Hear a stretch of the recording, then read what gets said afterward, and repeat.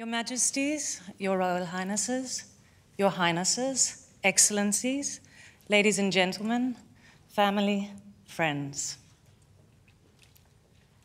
Alle de ting, jeg gerne vil sige. Alle de ting, jeg kan se. Alle de ting, jeg ikke kan se.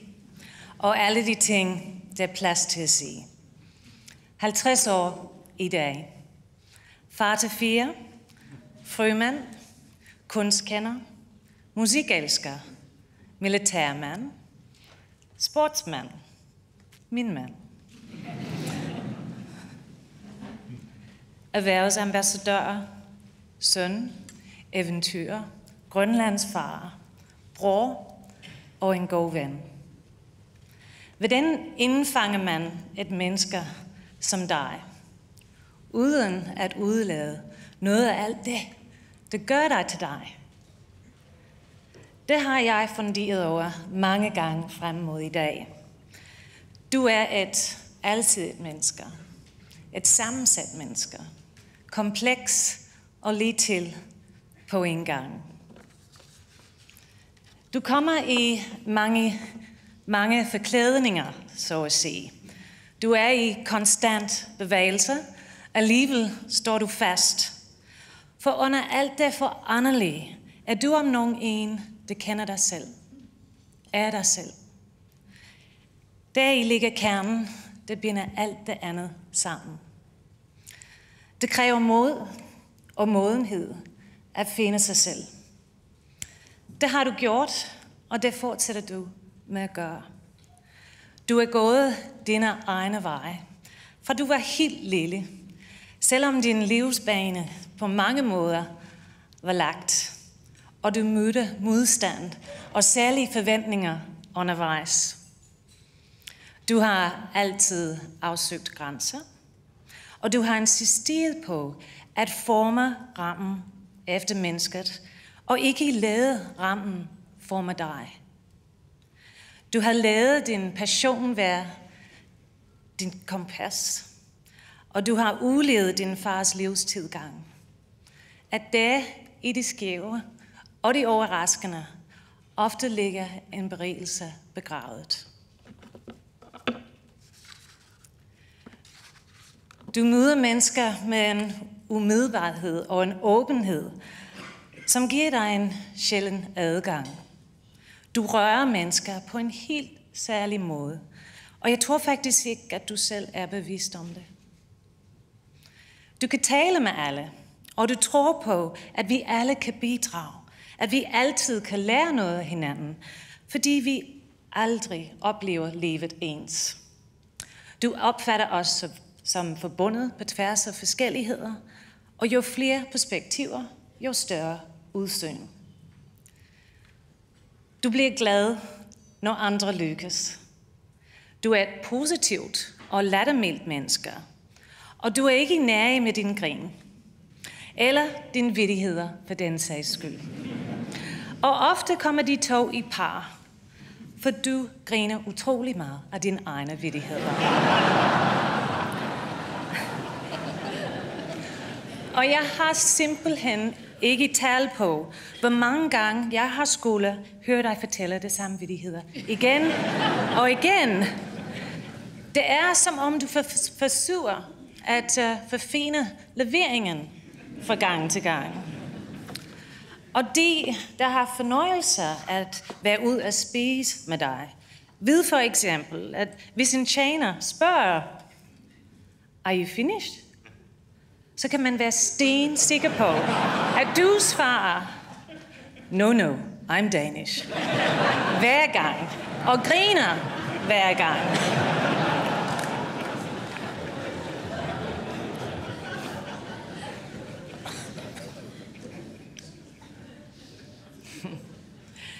At våge er at tabe fodfæste en kort stund. Ikke at våge er at tabe sig selv. Med de år åbnede du døren til din og danskernes verden for mig, da vi kun havde kendt hinanden i kort tid. Og det var vitterligt mange usikre skridt, da vi startede vores fælles rejser, side om side, og adskilt på en og samme tid. Vi vågede at tabe den del af vores hjerte, som vi har tilladt den anden at holde i sine hænder. Det kræver mod at turde satse, men uden har vi tabt på forhånd. Jeg er lykkelig for, at du fejrede benene væk under mig, og at vi vågede at falde for hinanden. Ikke for en stund, men for livet. Og livet med dig er aldrig kedeligt. Du kommer som sagt i mange forklædninger. Det er aldrig givet på forhånd, om du kommer ind ad døren i uniform, jakkesæt, våddragt eller som mamil. Til dem, der ikke kender begrebet mamil, kan jeg sige, at det er en engelsk betegnelse, der er optaget i Oxford English Dictionary for en voksende subkultur af middle-aged men in lycra who ride expensive racing bicycles wearing professional style body hugging shorts and jerseys. Der er delte meninger om, hvorvidt lycra og mænd på plus 40 er en god kombination. Og vi taler faktisk plus 50 her. Men skat, du står stadig ret skarpt. I lycra. Men jeg har det dog lidt svært, når det gælder kombinationen lycra, hjelm og rulleski. Og det du og dine holdkammerater til jeres første vaseløb valgte gennemføre i hvid lycra. Hudlystring. Det går ikke. Og jeg tror faktisk også godt, at du selv kunne se det bagefter. Du udfolder dig fysisk, og når det gælder grej.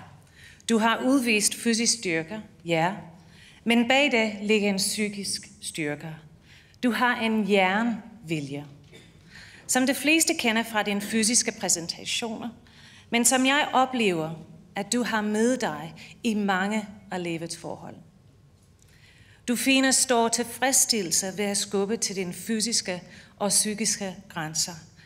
Du lever efter det væsen, der er viljen til at ville, det foster evnen til at kunne. Og det har du givet videre til mig og til vores børn. Troen på, at vi kan, hvis vi vil, uanset forventninger. Lycra eller ej. Jeg lærte dig at kende i shorts og t-shirt. Og jeg husker meget tydeligt første gang, du gik fra casual til gala. Det var mit første besøg i Danmark, hvor vi havde fejret vores første nytår sammen. Jeg sad på sofaen i din dagligstue, da du nævnte, at du ville gøre dig klar til den middag, der altid bliver holdt den 1. januar. Jeg må indrømme, at jeg på det tidspunkt ikke kendte så meget til den del af din verden, så jeg tænkte ikke videre over det. Du forlod stuen som ham, jeg kendte, og kom ind igen i fuld gala-uniform. Og hvis jeg havde kunnet dansk på dette tidspunkt, ville jeg nok have tænkt, ej, hvor har jeg skåret over evne.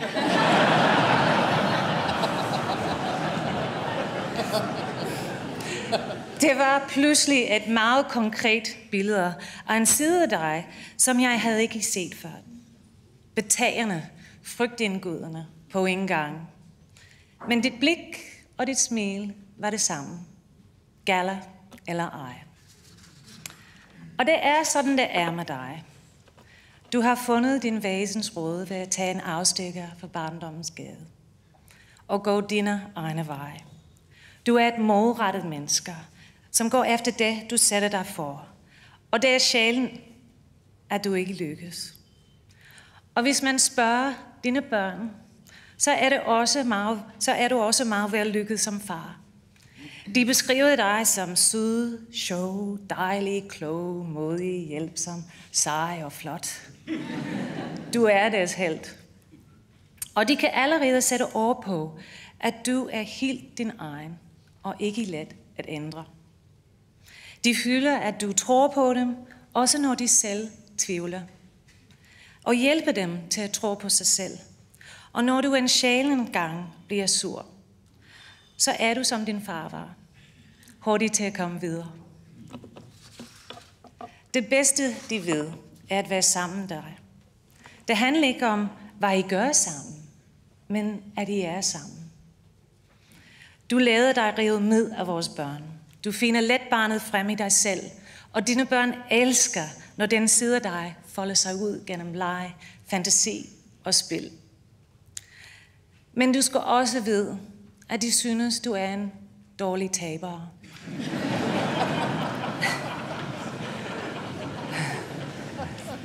Og de er enige om, at Vincent er den af dem, der har arvet den side stærkest.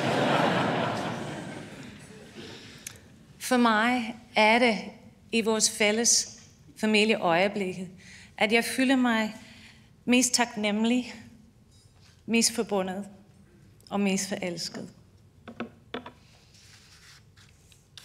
Nogle gange rammer vi plet helt uden at sigte. Sådan tænker jeg om vores møder. Et lykketræf, det bliver til et valg. Vi er blevet tætte ved at give hinanden plads.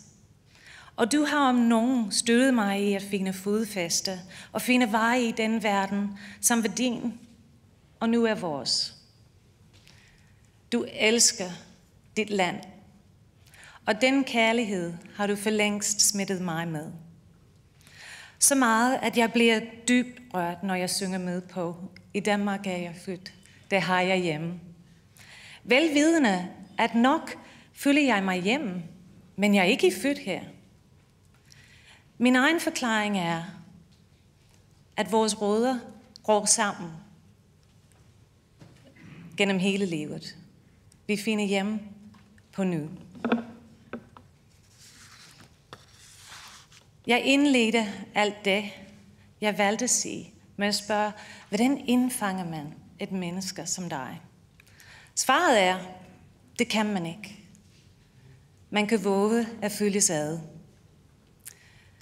Du bød mig på vores bryllupsdag at komme og at se, hvad der ventede os i kærlighed. Og jeg har nydt hvert et skridt og hver en udsigt. Alle de ting, jeg har valgt at se, vælger jeg til sidst ordene fra en anden smuk sang. When I look into your eyes, I see a new day rising. Of all the things she said, this is our time. She said, this is our place.